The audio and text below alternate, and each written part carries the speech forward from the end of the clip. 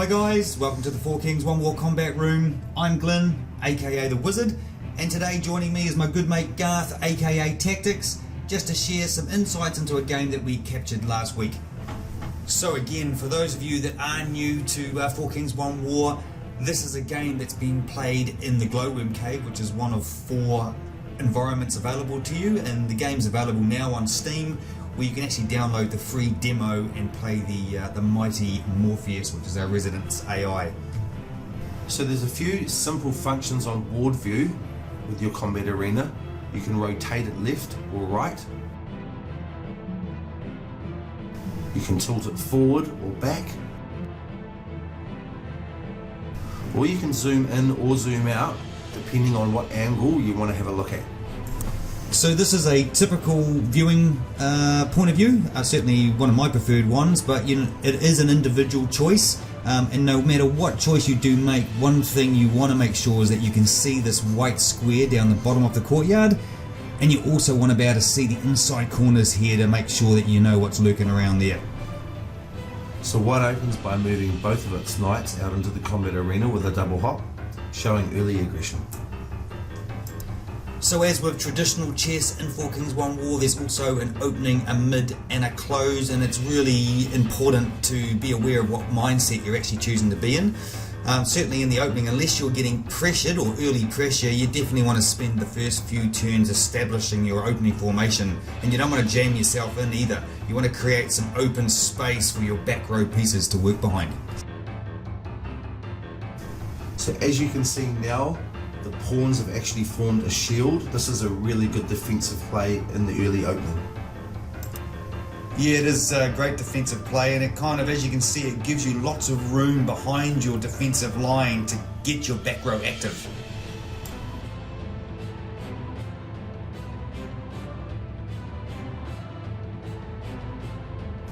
Knight advances and then sets up a hidden check behind the advancing knight.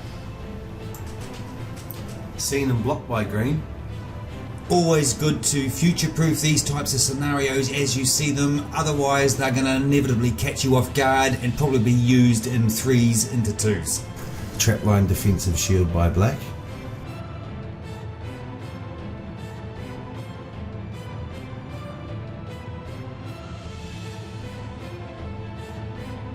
And again by white, really keen to be forcing black to respond.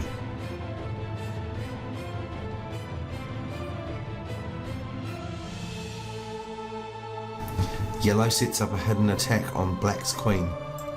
White being quite relentless in their pressure at the moment. Nothing devastating, but always good, Garth, to be putting pressure and forcing your opponent to respond. So queen's seen that and promptly moves out of harm's way. Moves into a great position, what we call a gate, tucking itself safely behind its pawn. Bit of an opportunist spot this, but nonetheless, if anything lands on this file unprotected, the queen will be able to strike. Just simply move this pawn out of the way and then strike from behind. So if you're going to park a piece somewhere, you might as well park it somewhere that's got defensive qualities, but also got a bit of offensive quality as well. So black's starting to apply pressure. You can see in this scenario, it's actually threatening 2 knights.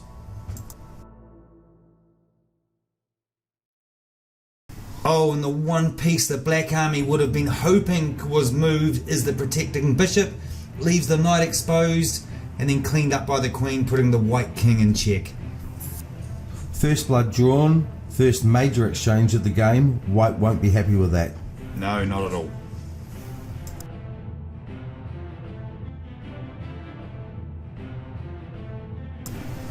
Queen moves out of harm's way to safety.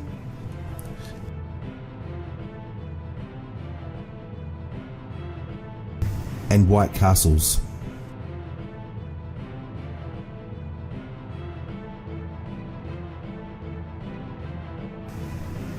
Now we have the black knight advancing in an attacking motion.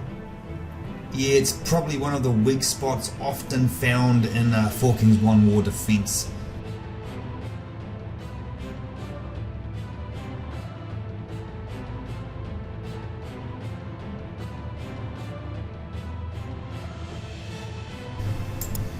Black knight attacks, putting the yellow king in check via its double hop, and queen moves out of the range of the knight.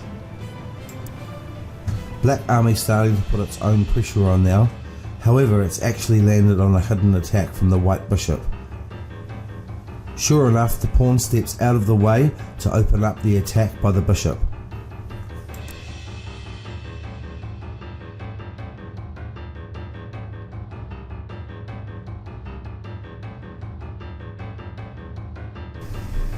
Hidden attack on the queen. Such an exciting style of play this, very aggressive, very fluid and deliberate. Yes, both sides are actually attacking and defending very, very well. Pressure being applied from both sides, but equally good defense as well. Yeah, very exciting to watch this game.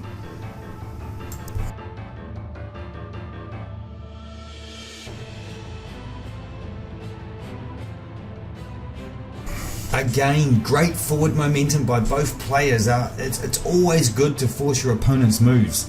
Yeah, always keeping the pressure on is the key to this game, but also, again, can't emphasise that you really have got to be on point when it comes to defence.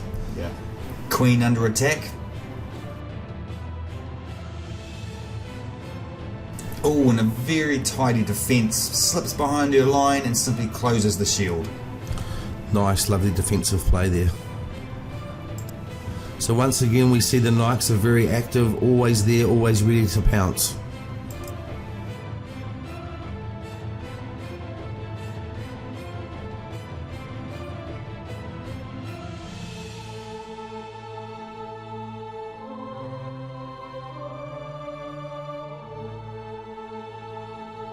Oh, and a big exchange, knight for queen. Always an interesting debate, Garth. Yeah, well, given that the queen is valued at a higher ranking than the knight, it is debatable on which pieces are more valuable depending on how you play. But some people are happy to get rid of a queen. You've got 4 knights, so hold on to the queens. But there's other times where you just regret letting those knights go. Up to you on how you want to use them. Well, you only need one knight to cause a whole heap of pain, but the last sort of situation you want to be in is when you've got 1 and your opponent's got 3 bearing down on you. White knight still advancing, just no fear. A great mindset to be in, as long as you just don't make any mistakes. Yeah, couldn't agree more. Even though the knights are a valuable attacking weapon, bring them out at your own peril, because you will find that your opposition will certainly line you up and want to take these destructive pieces out as soon as possible. Yeah, and that's exactly what's happening here. Black constantly now attacking the higher valued knights, and I guess that's the liability, as you say, for bringing them out. They're just constantly prone to being put under attack.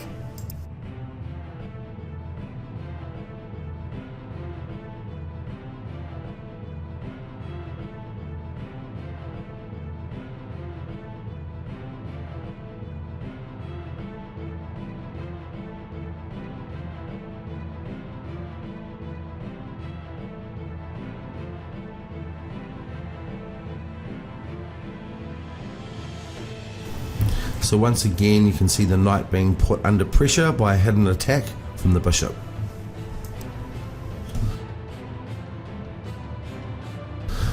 So a really aggressive move here. We see the white bishop firing itself across the board and taking out an unprotected pawn. Unprotected, and where I mean is the bishop is actually quite safe. So a really aggressive move there. Slowly but surely working to burst holes under defence. White pulls out, tucks back on its line, get in, get the job done, get back out. Nice.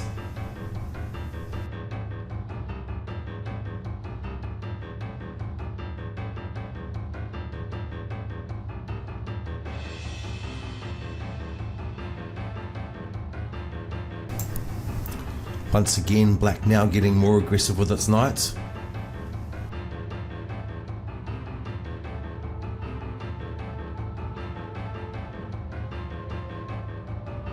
Oh, and a big hit on the white knight. That's gotta hurt.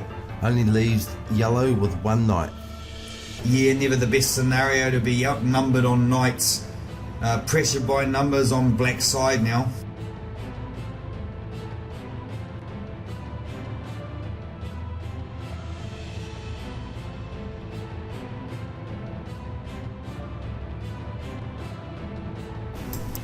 So that's the end of that game. A really enjoyable game to watch, Garth. A lot of pressure, a lot of fluid pressure from both armies, initially by white, and then obviously black responded. I think it was starting to sort of probably pull its way back by then, but it's just a great example of you know, if you're going to move in an offensive way, keep putting that pressure on, keep putting the pressure on. You're going to force your opponent to move, and if they're moving based on what you're dictating, they're not playing their own game, and I guess they're prone to mistakes. And as we see, you can't make mistakes in this game, otherwise you're going to pay. Well, yeah, you're quite right. You can't make mistakes. You've really got to look behind the forward line, and what I mean by that is there was plenty of examples in that game of hidden attacks, and that's utilising your lower valued higher ranked pieces like bishops, tucking them behind other pieces to attack your higher value pieces such as knights and queens. So yeah, what we're really saying is you really do, when I say look behind the forward line, because you do have 2 moves per turn, you've got to really be mindful of what your opposition is setting up. Yeah, and even you know, as we saw, so many hidden attacks were I guess put into play. Very unlikely that they would have actually paid off in regards to the opponent not seeing it, but what it does do is it just forces the opponent to react, and so they can't get into their own game. Yeah, when you first start playing Four Kings One War, you are going to be very vulnerable to those types of attacks, but once you've certainly got a few games under your belt, you will begin to spot them, absolutely. How were the Knights in that game? I mean, White especially, right from the start, Knight basically opened with 2 Knights, which is, you know, typically quite aggressive, and it sort of made a statement that, okay, I'm here to bring it, I'm going to be aggressive, and White was aggressive the whole way through. It was always hustling, and yeah, very I guess gutsy move to have 3 Knights in the middle of the arena, but it can pay its price. Well, yes, like you say, very gutsy having all those Knights out there. They are a very formidable attacking weapon, but they can also be very vulnerable, especially if you get too many out at the same time, and you don't want to find yourself low on Knights or down on Knights. Or your opponent will just play the numbers straight away if they get up on you on Knights, typically. I mean, quite often it's funny, the higher the value piece, the more vulnerable, I guess, like you say, and fragile they are. You know, they have limited defensive qualities because of their high value, and they're a natural target. And you saw in that game, you know, it got to the point there where White had its hands full, just trying to keep the Knights out of harm's way. Yeah, most definitely.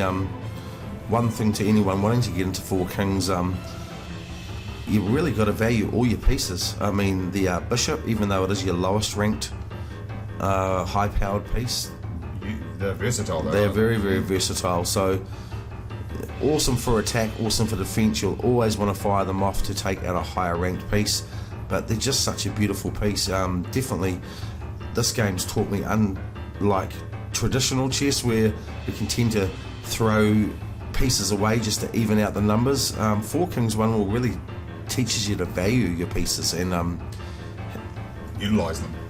Yeah, and let's talk about the opening. I mean, the opening formations in regards to pawns. You talk about valuing your pieces. Pawns have never been as valuable, I don't believe, than they are in Four Kings One War. I mean, they can release a king, a captured king. They can promote to a queen, just like in traditional chess.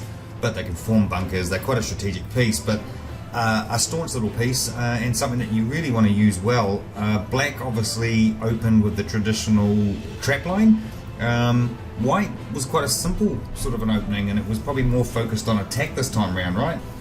Yeah, White was very aggressive, although I will say the Black army was probably slightly more balanced, had a really good measure of attack and defense. But this is the amazing thing about your game. Everyone has their own style. You might be a very attacking player, you might be a very defensive player. I find the balanced measure is always the best way to go, because if you are balanced and measured, in my personal experience, then you will come out on the right side of the ledger. Yeah, absolutely, and you're right. Black was balanced and measured. Very tidy defense. I really like that moment where the queen was under attack by that bishop. It just simply tucked the queen back behind its line and brought the pawn forward, finished off its shield, nice and tidy. It's the in and out factor of this game. It's not so much a territory thing. You basically get in, get the job done, whatever you sort of got in mind, and there's nothing wrong with pulling your piece back, putting it back behind your line, which I guess when it comes to opening is why you want a spacious front line so that you've got your back row can work behind. Yeah, and I've got to say that pawns in Four Kings One War have really been unleashed. I mean, these are your lowest ranked piece. You've got a whole lot of them, but they are a great defensive piece. And like Glyn said, they can promote a queen, they can release a captured king. Obviously, in Four Kings One War, in order to win the game, you must capture both kings, not at the same time, but when the second king is captured, game over. But they're also a great blocking mechanism. I don't know how many times I've been under attack, and you can just jump a pawn out to your defence and just Block it. Yeah, neutralise a serious situation. Yeah, well, you put a block in between a rook and I mean, how many times have we seen a trick for young players, I guess, where they go charging in with their queen, put it right on the king, they block it with a rook, well, they protect it with a rook, should I say, from a distance, which is we know to be a no-no unless you're absolutely sure there's nothing that can block it, and that could be a bishop could run in between the rook that's protecting the queen, and they'll allow the king to take that queen. Or, like you say, quite often it's a pawn, just some little lowly pawn that you haven't noticed. Of course, they can move 3 squares on every turn, and yeah, they step in front of the rook, block the protection, and the king cleans up the queen. It's a horrible situation to get stung by, but it happens all too often. You know, that's a trick for young players, and it probably will happen to you in your first few games. But yeah. Just watch out for it. Absolutely. But anyway, a great game. We could waffle on all night long. Love talking about Four Kings One War. Love sharing it with you. Thanks for joining us again at the Four Kings One War Combat Room. I'm Glyn, aka the Wizard, and again, joined to me tonight is my good mate Garth, aka Tactics. Thanks, guys, and one piece of valuable information before we sign off: be careful which square you land on.